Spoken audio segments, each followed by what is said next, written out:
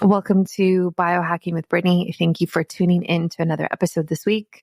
This is a place where I talk about health and wellness and everything under that umbrella. We are a small but growing show over here. We are in the top 1.5% of podcasts globally now, which sounds really impressive, but in reality, it's like, I don't know, the difference between like 1.5% and 1% and 0.5% is very significant when you look at the downloads that actually relate to that. So it is an improvement and we are growing steadily, but there's definitely a long way to go. So every time you download and listen and share and leave a review, it makes a difference for helping the show get found. And honestly, I kind of like being a smaller show. I like having more of a intimate audience and intimate like listener base because there is less red tape around all the things that I can say and not say, and there's more freedom. So there are kind of pros and cons to both. And regardless, thanks for being here and listening this week. Today, we are getting into a lot of self-care, a lot of personal adversity, and how to overcome health issues with resiliency and looking at things through a holistic lens. So we talk about Reiki, we talk about microdosing with mushrooms and cacao. We talk about menopause. This is with Kathleen Harmeston, who is the guest for today. And we really just talk about her personal journey that she's been through and how she's overcome some serious obstacles through taking a holistic approach to them and a very holistic way of thinking. And, you know, I love holistic health. It's something that I talk a lot about. And so it was very aligned for us to do this podcast episode today. So I think you will get a lot out of this. And if you have any questions or you, or you know someone who wants to come on the podcast or you want to come on or you have any guest suggestions, I'm always open. I have an application form that you can fill out and I can email it to you. And this is my little project that I've been working on for, I don't know, like 4 years or something, 3 years. And it's really just a blessing to be able to see it grow and how many guests want to come on the show now. And yeah, it's fun. It is really fun. So shout out to Bioptimizers. I love their magnesium and their digestive enzymes. I take their magnesium and digestive enzymes every single day. So their magnesium actually has 7 different types of magnesium in it. And it is the most comprehensive formula I have ever seen. So you don't have to worry about figuring out which magnesium you should take because it has all 7 types. So there's different magnesiums that are better for different things. So things like stress or muscle cramps or sleep or anxiety, those types of things. But when you take something so comprehensive, you're really covering your base. And that's what I love about their formula. It is the only one that I've ever seen that has that many types of magnesium in it. And that's why it's so popular. So I take 2 of those magnesiums every day. And then I also take their digestive enzymes. I usually take 4 a day just to kind of help with digesting food. So helps with things like bloating, gas, bowel movements. If you're having any food sensitivities, if you struggle with gluten or dairy, things like that, it can be really helpful for that as well. Digestive enzymes are essentially little guys who go in and help digest the food when you take it with food. And they just kind of lessen the burden of food on your system. So I love Bioptimizers for those products specifically, but I love all of their products. I probably have all of them. So you can check that out. And it's linked in my show notes and on my website. And that's Bioptimizers, like BIOPTIMIZERS.com. And if you use my discount code BiohackingBrittany in all capitals, you get the most discount possible. I always just love to say that because I just want you to get the most discount. So you get the biggest discount possible. No matter what it is said on the internet, you can use this one and you will get more off. So please write that down, use it for your next supplement order because it's definitely worth it. And a shout out to my hormone balancing guide, which is on sale this month for the spring. I am doing a spring, flash sale for it. I think it's 34% off. And so this is designed to help balance your hormones through understanding cycle syncing and biohacking your menstrual cycle. I created this and it's actually sold over 500 copies now. So I really suggest you take a look at this if you are interested in regulating your menstrual cycle. And of course, a shout out to my new course that's being launched, Baby Steps. Is it out yet? No, it's not. Building a course is a ton of work. Okay, let me just say that. I'm building on Mighty Networks, which is an incredible software platform, and I am really excited about it. I was just working on the last module today, which is the supplements module. And I was writing out every single form of nutrient, the absorbable forms and the least absorbable forms, so that people can understand, like, when you go to buy vitamin D or vitamin K, what you should be looking for, that type of thing. So working on the supplements, then I got the protocol, then we do final edits, and then it goes live to everybody on the waitlist. And this is for everybody who is concerned about, or not concerned, thinking about fertility, thinking about preconception health. I did this baby steps protocol for 90 days. I have had clients do it. And there's so much I'm going to say about this, just not right now. And so if you want to get on the wait list, you can save $100. And I suggest you do that. I will be emailing you personally. So if you're on the wait list, please just wait a little longer because it is coming. I promise you get lifetime access. So when I roll out the podcast episodes, the videos in May for all of the content, you're already locked in. Your price won't go up. You're not supposed to, you're not getting kicked out, nothing like that. I was just actually looking at another nutritionist's pregnancy course, and I won't name names, but she gives you 4 months access of it. And I was like, what do you mean you get 4 months access? Like, if you're going to do the protocol and then you get pregnant for 9 months, how does that make sense? So I'm not doing any of that garbage. I want you to have lifetime access. I want you to be able to go back to this for future pregnancies, future fertility concerns that you have.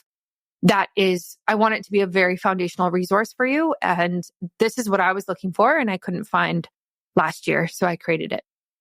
So you can get on that wait list to save $100 on the course. And I'm so excited. I've put my blood, sweat, and tears into it. So it's if I'm slow on answering DMs or not posting a lot on socials, it's because I'm building a course and there's only one of me to go around and it's tough. Anyway, so enjoy this episode today. I will catch you next week for another episode. New episodes come out every Tuesday and Friday, twice a week. If you want to send me any emails, you can do that at info@biohackingbrittany.com. I monitor the inbox, so it's me. It's not some other person and I never see anything. I also answer all of my DMs as well. So I'm always around if you need to chat or have a question. Okay, enjoy this and stay tuned next week for another episode. Welcome to Biohacking with Brittany. Thank you so much for tuning into this podcast episode today. I am really excited about this one. We are going to be taking a look at health and health challenges from quite a few different perspectives. I have Kathleen Harmeston on the show with me, and we're going to be talking about all types of things. She is an accomplished business transformation advisor. She specializes in supply chain, but more importantly, she has a lot of experience with embracing holistic healing practices to enhance both her personal and professional life. So we're going to dive into her story, how she's healed from within, how she manages stress, work-life balance, all of these things that we kind of deal with ourselves. And I'm really excited for you to all listen to this episode and learn a lot with me. So Kathleen, welcome to the show. Thanks, Brittany. I really appreciate you having me on the show. Yeah, absolutely. So I would love to start with your journey with pancreatic atrophy and how that initial diagnosis kind of impacted your life and took you in a different direction that maybe you were heading down. Sure. It's a condition that is quite rare, apparently, but becoming more and more visible. A lot of people suffer from pancreatic atrophy and they aren't aware that they have it. And it manifests with digestive issues, with nausea, runny tummy, bloating, feeling unwell, just generally off, And in 2017, it was almost like, something very quickly happened to me. I could actually name the date and time when I became ill. But it took about 6 months to diagnose this issue with me, by which time I had very little detectable vitamin K and vitamin D in my system. And pancreatic atrophy is very well known for malabsorption of nutrients and key vitamins and trace minerals too. So I went on a 18-month journey of rediscovery of how to balance my cortisol levels, my heart rate, my weight, my foods. It turned my life upside down. Wow. And I have to say, it was one of the most thought-provoking, pivotal times in my life. And I'm really grateful for it because it created this completely new awareness in me about how the body is such a very sensitive piece of equipment and so heavily integrated with our minds. And for those that are more connected with the soul, more soul related too. So it took me on a holistic path, which lasted about 18 months to 2 years before I really could say that I was back in balance. Wow.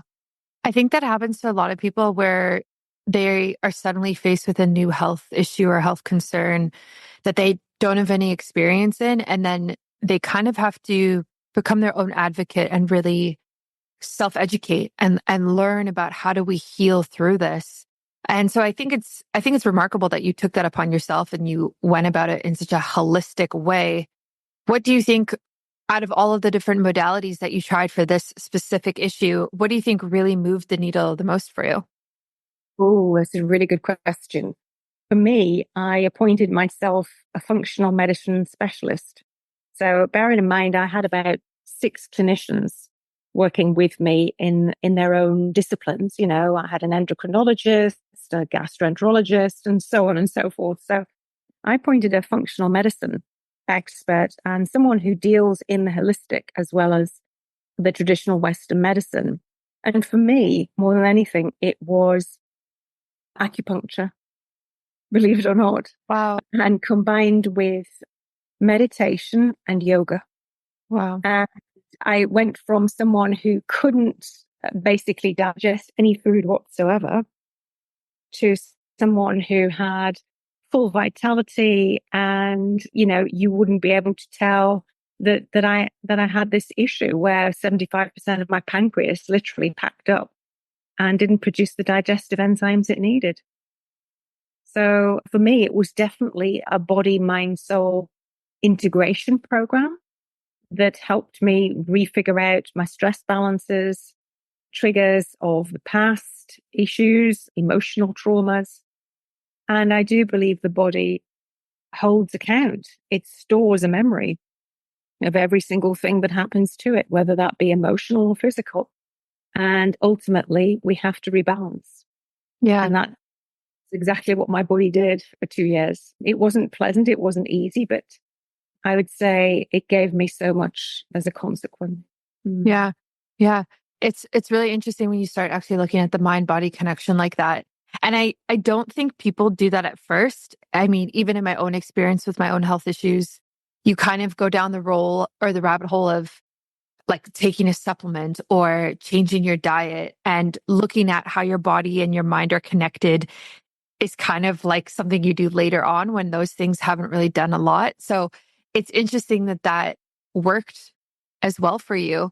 And I'm curious what role you think stress played in that. I don't know like what your stress looked like back then, but like what did it look like, I guess, and how did you manage your stress? Like it's such a massive topic, and I don't know, I find it very overwhelming sometimes to try to help people manage stress because it's part of life.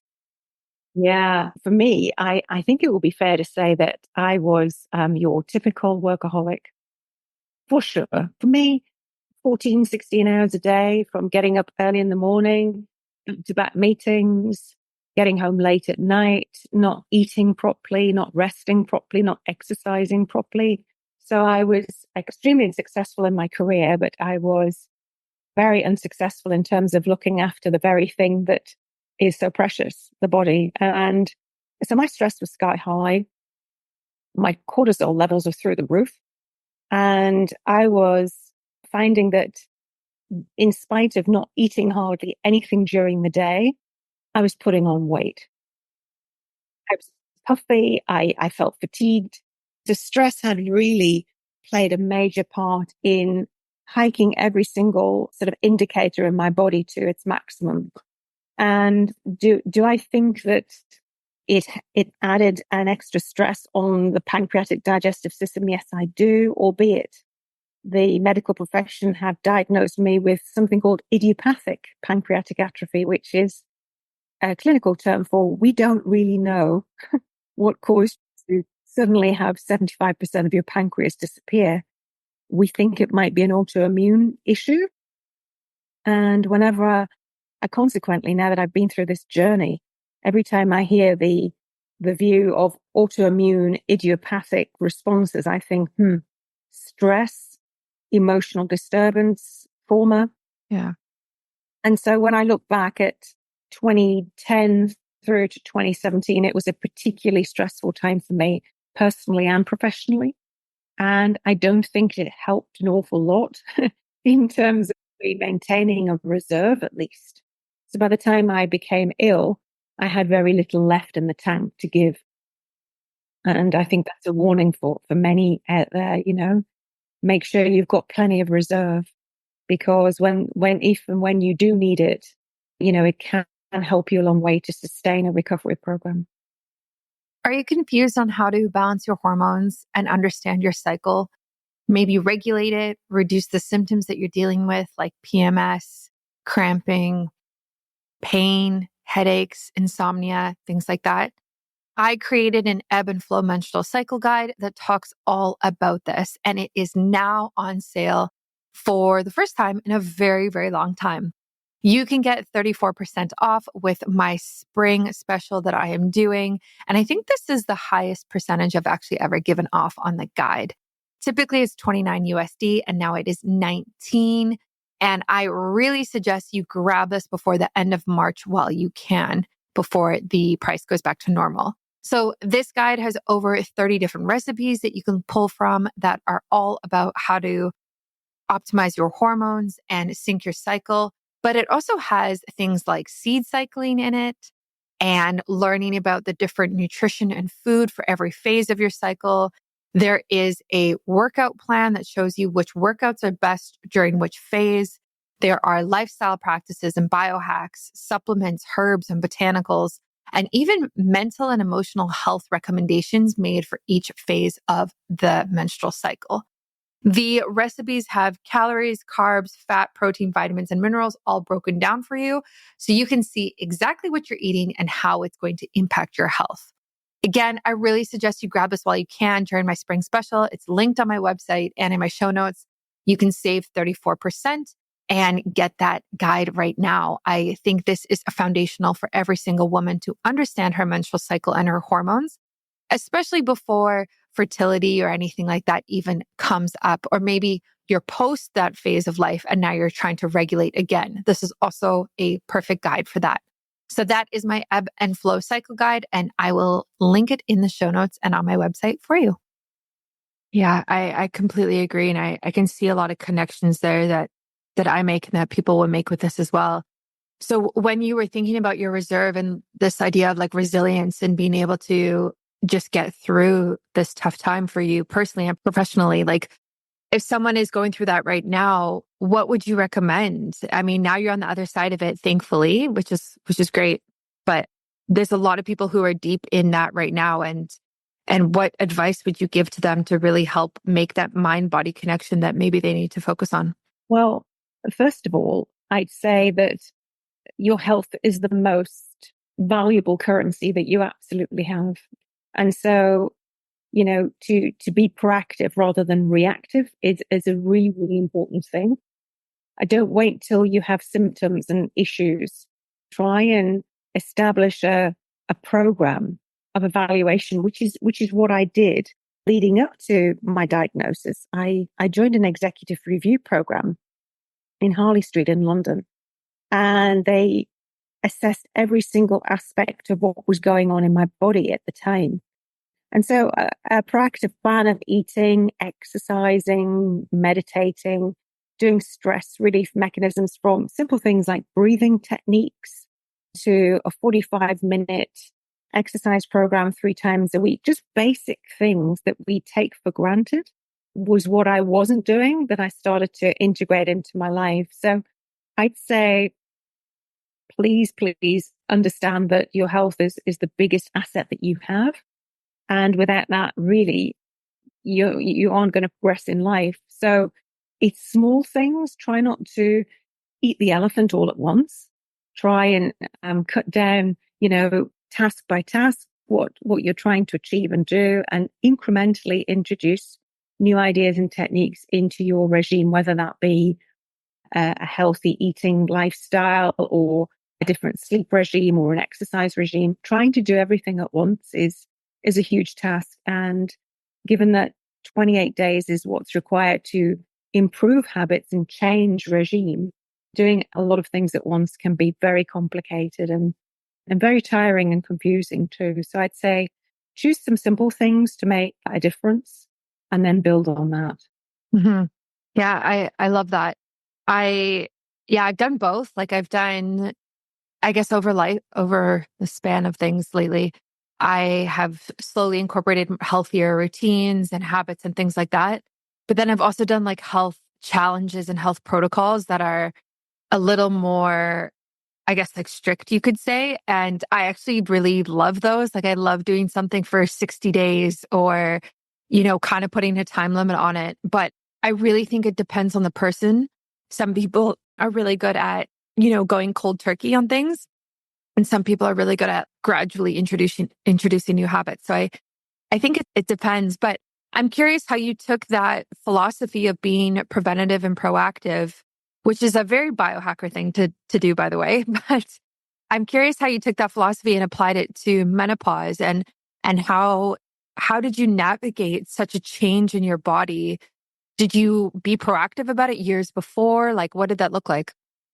Yeah, I did actually. So around about the time I was diagnosed with a pancreas issue, I became perimenopausal, or I was in perimenopause.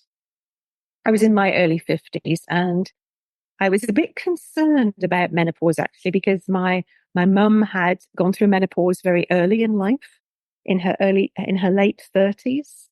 And my elder sister, she had gone through menopause and had a pretty difficult time. But so I was a bit cautious and wanting to be proactive. And I sat down with my doctors and said, look, I'm going through a difficult time of readjusting, learning new patterns and so on. How do I get on top of this very natural but life-changing event? And what they did for me and with me was gradually introduce a very, very light touch hormone replacement therapy program for me with bioidentical products. Nice. So that I could adapt easily and just move into it with a lot of grace and with a lot of clarity and with a lot of composure.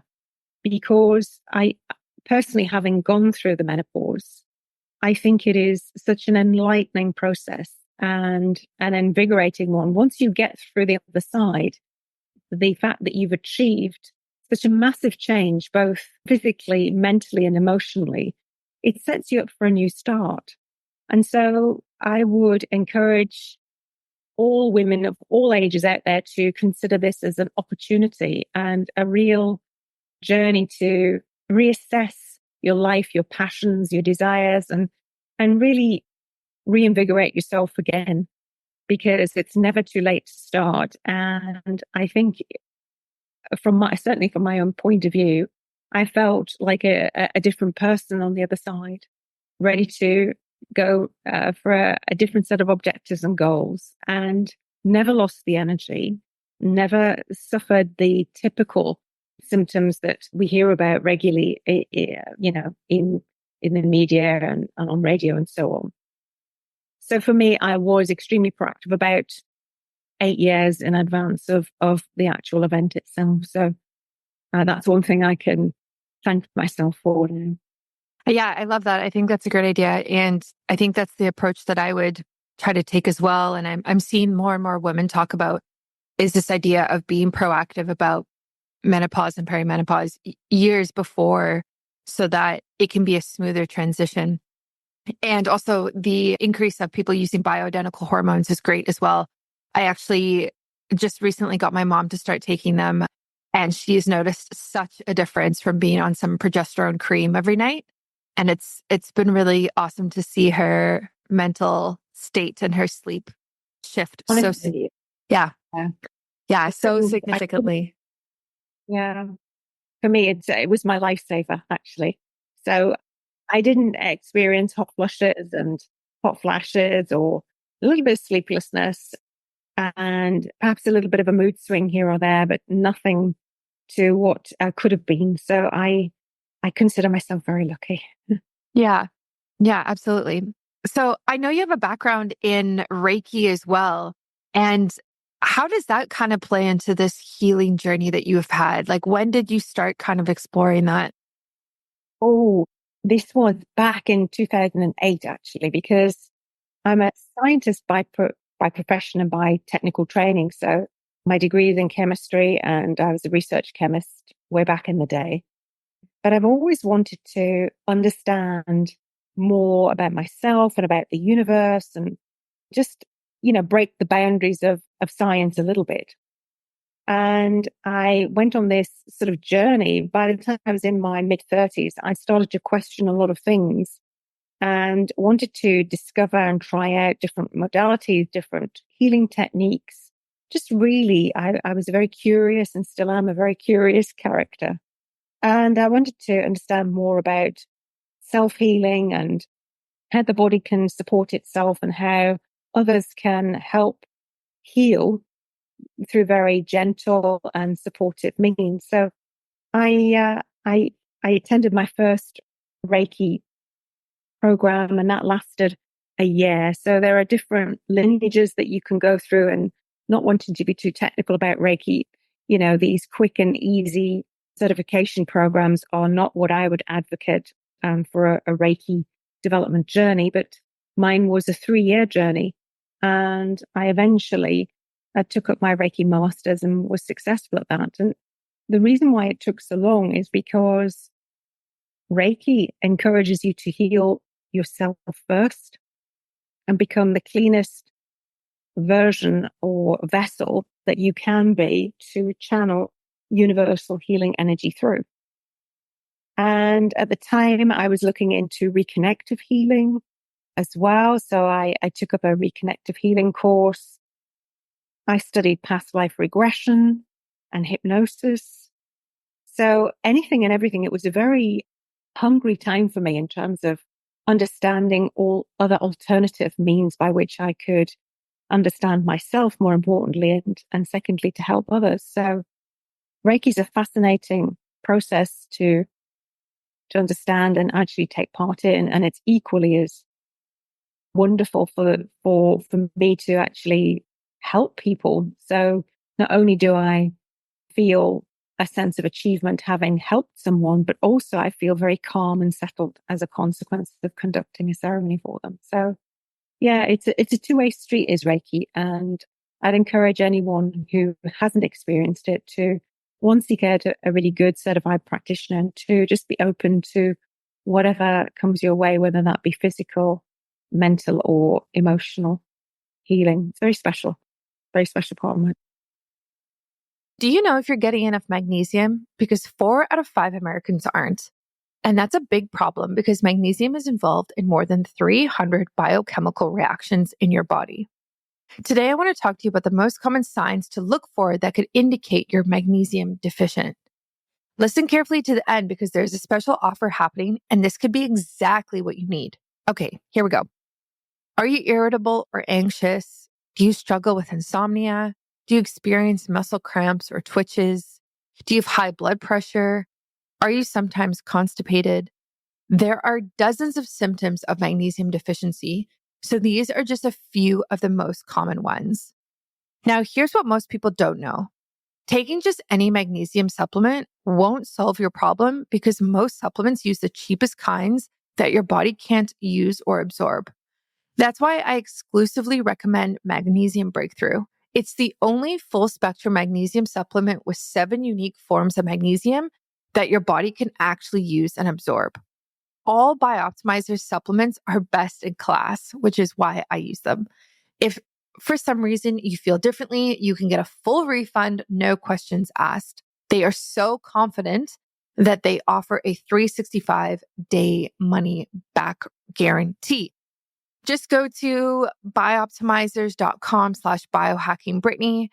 In addition to the discount you get by using my promo code biohackingbrittany, you get gifts with your purchase. That's right. You actually get gifts up to 2 travel-sized bottles of Magnesium Breakthrough.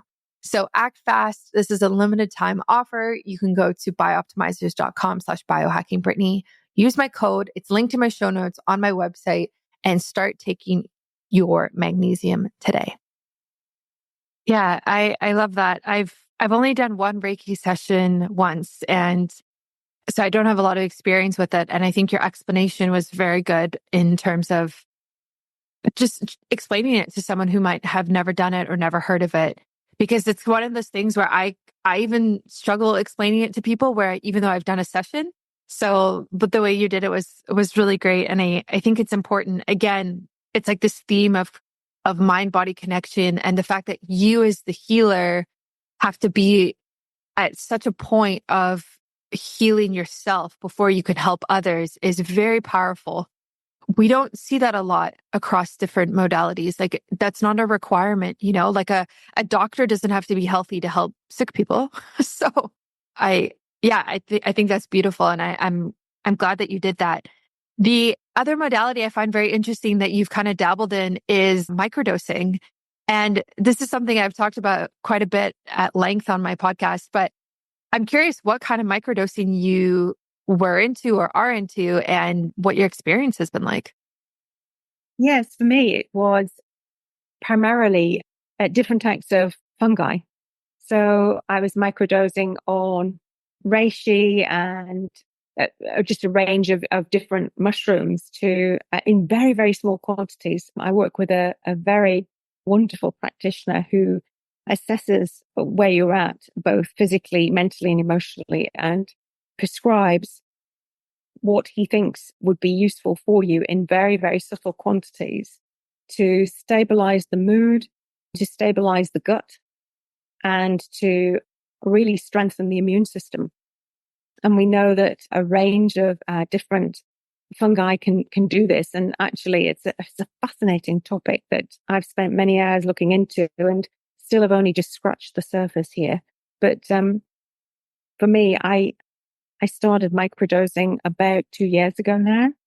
And I have to say, it has really boosted me tremendously in terms of my digestive capability, given that it's so poor in terms of its natural performance. Whereas now there's no bloating, very little nausea, very, very little of my current symptom or the previous symptoms that I had. So for me, I would fully support anyone who wanted to undertake a microdosing regime, but really look into the efficacy of, the practitioner that you're going to connect with, understand the sources of supply, understand their thought process and their belief systems, because whilst fungi can help you, can also hinder depending on where you're at and, the stage in your life. So I'd say tread cautiously, but I personally have had some significant improvements as a result.